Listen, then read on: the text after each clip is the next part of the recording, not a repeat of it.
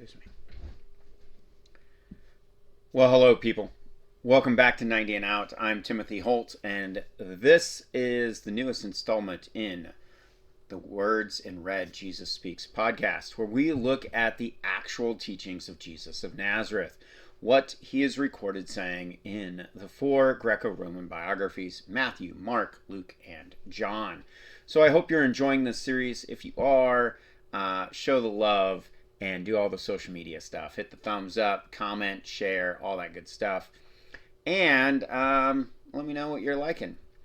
If you're interested in other content with 90 and Out, you can check us out on YouTube, Facebook, and Rumble.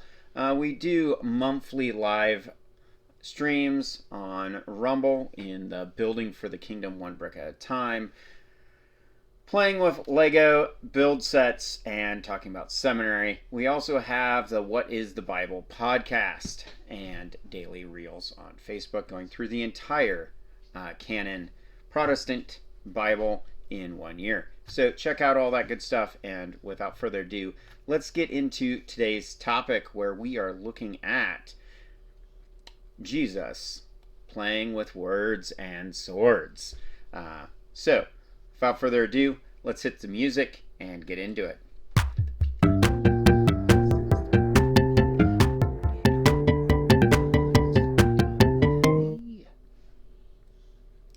All right. Well, now that the intro is out of the way, let's get to it. We're going to, as always, look at the text before us today. And don't take my word for it. Pick it up, read it for yourself. First text we're going to look at is found in Luke chapter 22. This is where Jesus is in the Garden of Gethsemane with his disciples. It's a fate-filled night, and let's find out what happens.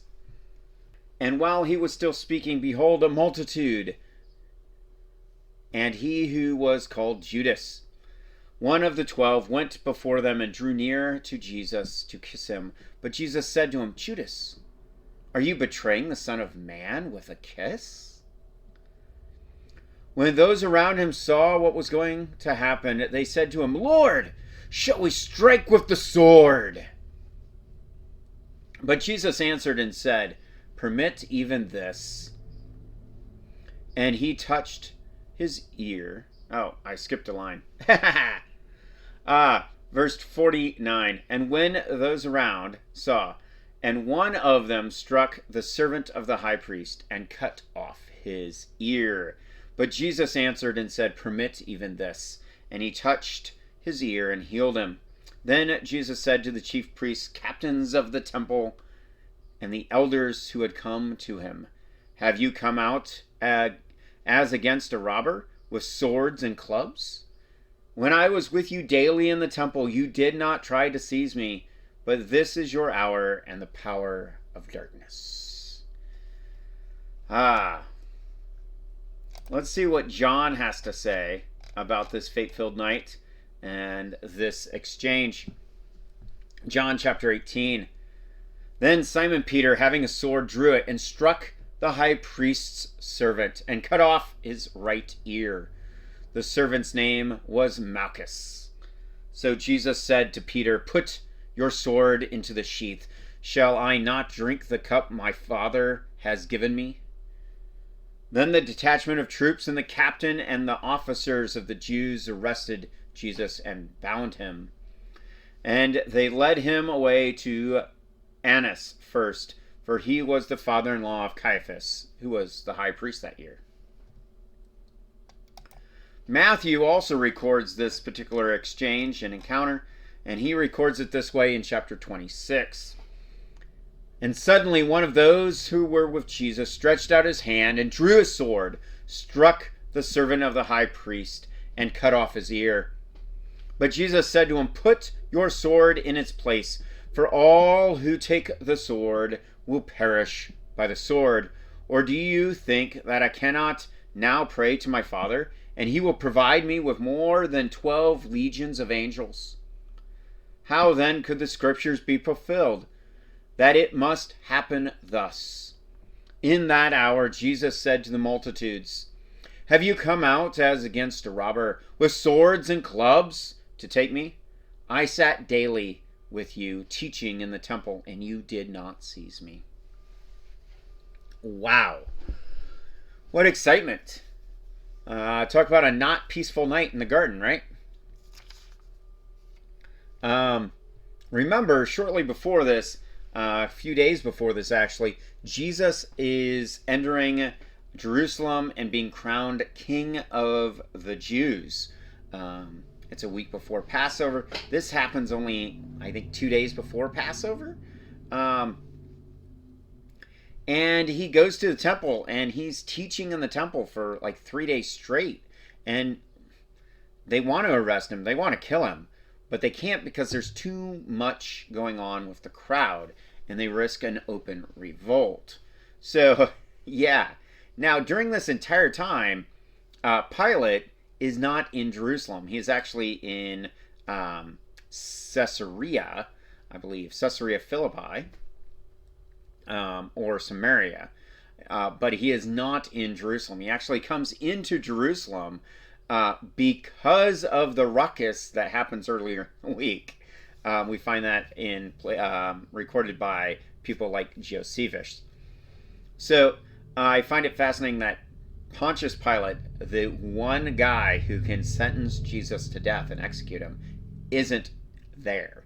And so you have two different competing governments. You have Caiaphas and the temple, the Judean government, and you have the Roman government with the governor in Pontius Pilate. Now, Jesus was not crucified because he healed people. Jesus was not crucified because he took care of poor people. He was not crucified for feeding large gatherings of people, like 4,000 men at one point in time or 5,000 men at another time. He was not crucified for healing lame people on the Sabbath day or any of those things. He was crucified with the charge of King of the Jews, proclaiming to be God. Blasphemy. And kind of interesting. Even the high priest, with all his power, with all his soldiers, couldn't touch Jesus until it was the middle of the night and almost no one was around. And even then, Jesus is like, yeah, you got me, but that's because I'm giving myself up. Everybody here knows that if I wanted to, you wouldn't be able to touch me.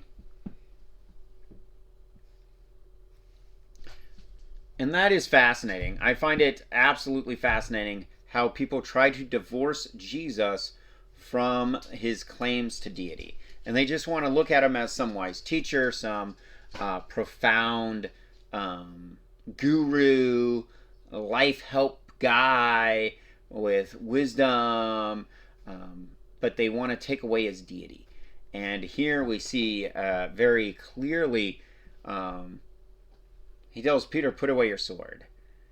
Now, he doesn't say, Peter, go sell your sword, get rid of it. He says, put it away.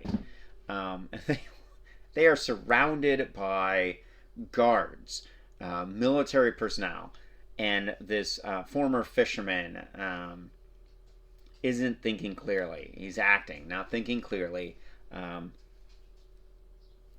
And Jesus, like, yeah, I'll turn myself in and let everybody else go. Now, this is important to note because one of his charges is inciting rebellion. We're going to find that out. So let's go ahead and go there now. John records this. Matthew, Mark, and Luke do record this event, but they don't give any details.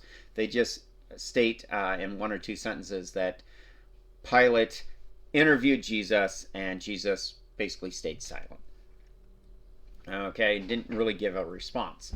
However, John is in the Praetorium at this point in time, so he has firsthand knowledge.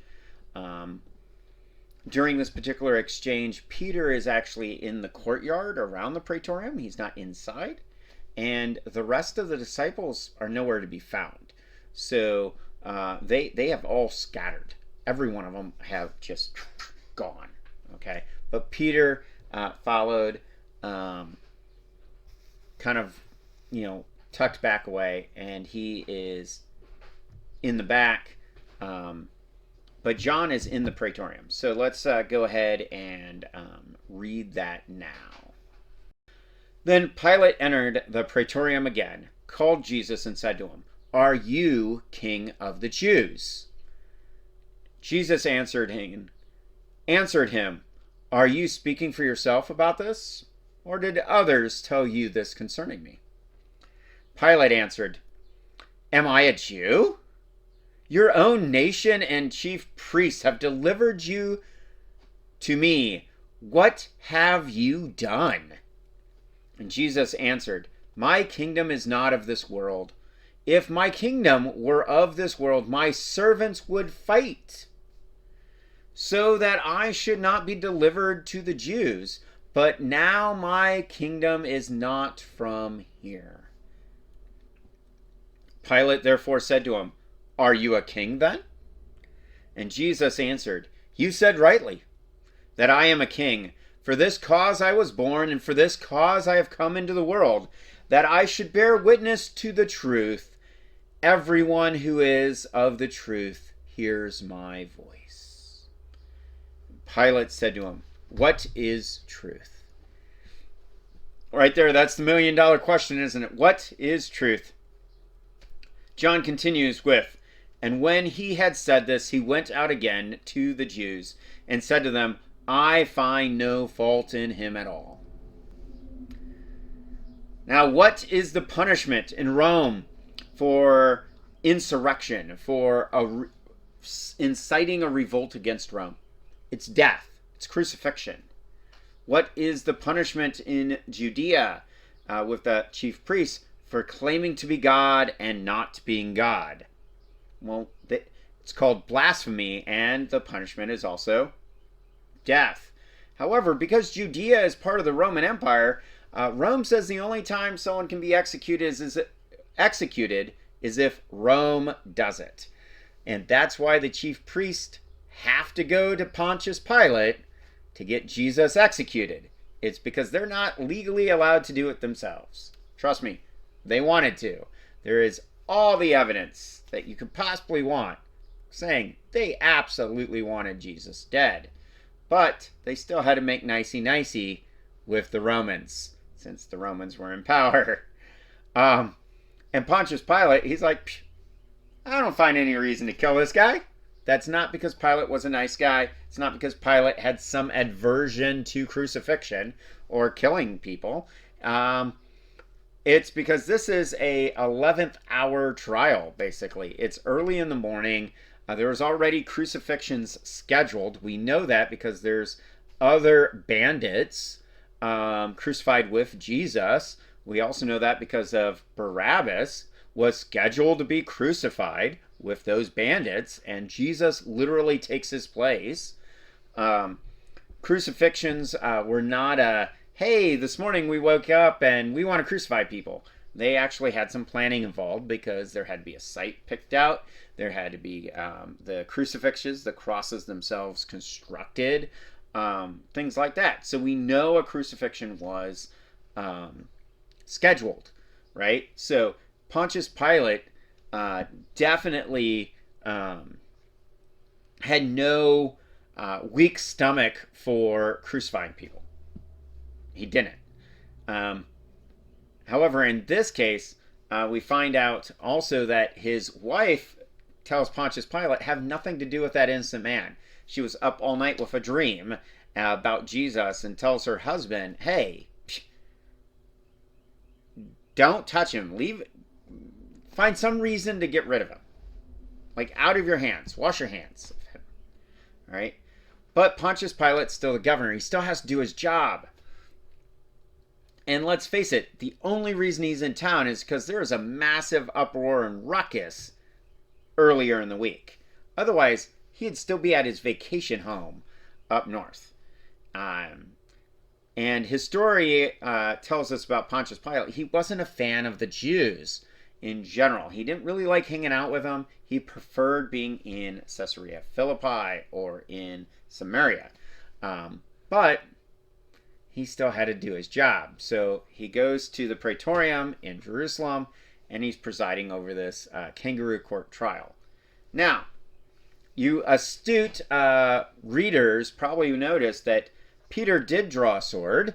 He cut off a guy's ear, soldier's ear. Now, I don't know how you swing a sword to cut off someone's ear, and you don't cut their shoulder, or you don't cut their neck, or you only take off the ear, unless that soldier is kind of doing one of these duckies, and you just glance it right off. Okay? Either way, that is violence, and there is evidence of revolt.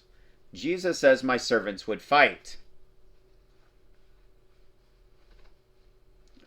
But you astute readers out there probably notice that the other biographers record that Jesus heals that servant's ear. How many of Jesus' disciples are actively fighting at this point? 0. It's a big goose egg. None. Even John, who is in the praetorium, isn't fighting. He's a bystander. He's trying to blend in. Right? Peter is outside at the same point in time denying Jesus at some campfires, right? His disciples are gone, and any evidence of revolt or violence has been wiped away by Jesus reaching down, picking up an ear, and sticking it back on that guy's head. Yeah. See, if that soldier was still missing an ear and it was still a bloody mess, they could just bring him to Pontius Pilate and go, look, see, here's our soldier, and one of his disciples attacked him, took off his ear, and we arrested the whole lot of them. But he can't do that, because Jesus goes, whoa, stop, calm down, put your sword away, take off, get out of here. And he tells the servants of the high priest, those soldiers, you came out for one man, me. So let everybody else go and just take me. I'm the guy you want, and I'm turning myself in. Fascinating, isn't it? Have you ever heard of a king doing that? Going out of his way, seemingly out of his way, to benefit those who are trying to kill him. I don't know. Fascinating. But Pontius Pilate pretty much walks away from this like this guy's nuts. He's a cuckoo for Cocoa Puffs. He's talking about a kingdom that's not of this world. You know, Pontius Pilate's not in a vacuum. He's not in a bubble. He's no doubtedly has heard of Jesus of Nazareth, that traveling rabbi doing crazy wild stuff for the last 3 years, right? Gaining a huge following, right? But it all culminates here with Jesus saying these words, my kingdom is not of this world. If my kingdom were of this world, my servants would fight, so that I should not be delivered to the Jews. But now my kingdom is not from here. You say rightly that I am a king. For this cause I was born, and for this cause I have come into the world, that I should bear witness to the truth. Everyone who hears of the truth, everyone who is of the truth hears my voice. So let me ask you today, while you're watching this, while you're listening, are you hearing his voice? Are you of the truth? Is he your king? Is he my king? His kingdom is not of this world. Paul is going to instruct the Ephesians later that we wrestle not against flesh and blood, but against powers and principalities in high places, and the evil in the world. It's a spiritual battle, a spiritual kingdom manifested in the physical world. Pontius Pilate ends up washing his hands clean of Jesus' death, but he still nonetheless orders the accusation to be nailed above Jesus' head. You see, anytime somebody was crucified, their accusation would be proclaimed, usually with a placard above their head on the cross. So anyone walking by, anyone passing by, would see it and be warned, don't do what this person did if you don't want to end up here.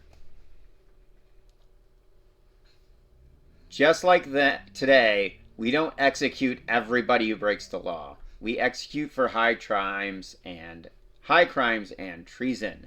The Romans were no different. They didn't just execute anybody. Generally, you had to warrant execution.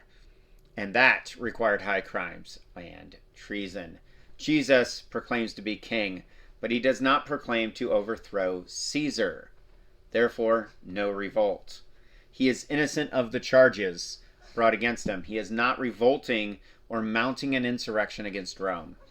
He is changing people's hearts and minds in the spiritual world and providing life where there was once death. So, in closing, can you think of any other Jewish man, woman, or child who has had the impact on the entire world over the last 2,000 years like Jesus of Nazareth? Whether you believe he is King of the Jews, whether you believe he is King of the world, whether you believe in his deity or not, can you mount an argument for anyone else having the impact he has had to all nations? I can't. I can't think of anyone even close. So, I'll leave you with this. Is he your king today? Is he your king today? My servants would fight. May God bless you and keep you. May his face shine upon you and give you peace.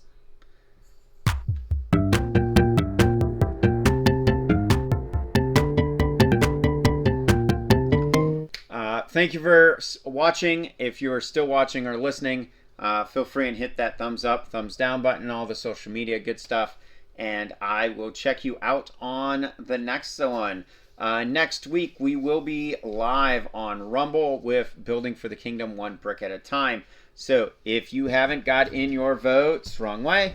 If you haven't got in your votes for which build set to build, go ahead and do so. And I will see you next week.